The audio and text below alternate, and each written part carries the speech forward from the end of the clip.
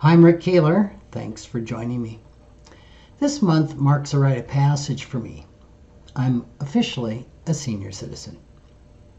I don't feel the way I thought 65 would feel when I was 25, even though when I look into the mirror, I see a 65-year-old.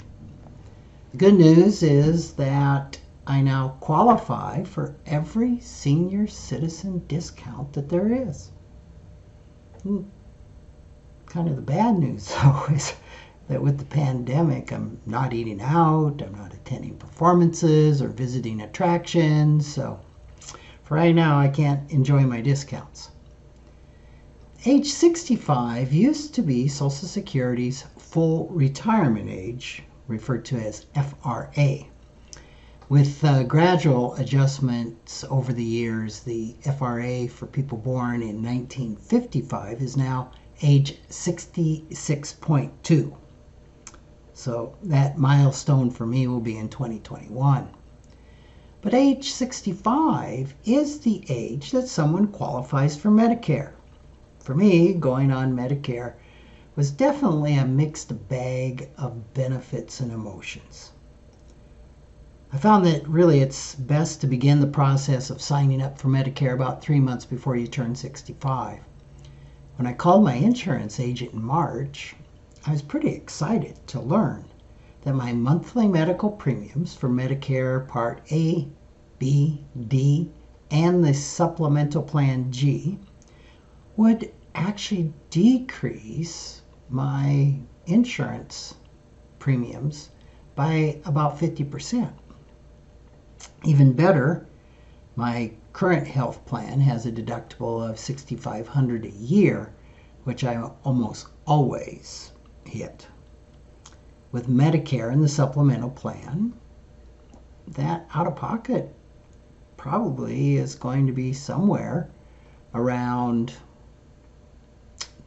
I say $100 a month, $1,200 a year. So my overall savings is probably going to be around $900 to $1,000 a month. Pretty good.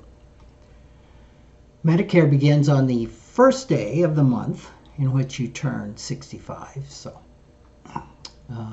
my coverage started ahead of my birthday.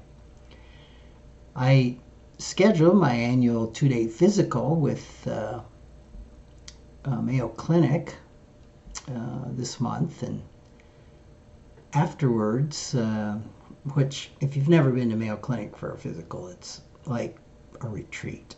It's just amazing. So they gave me some renewals for some of my prescriptions at our local Walgreens. Mayo's about an 8.5 hour drive from Rapid City. And instead of the $50 I normally paid, the clerk told me that it would be $780. Well, I wasn't worried. I said, that's covered by my Medicare insurance, right? She said, yeah, probably. But, we need to get your numbers all in the system. And so I gave them to them, and they said, well, we need your Medicare Part D number. And I said, wasn't that in all the numbers I gave you? No, sir. We only have your Medicare number and your supplemental plan number. Well, quickly called my insurance agent and asked her for my Plan D number. She says, okay, I'll get that. And the phone went really quiet.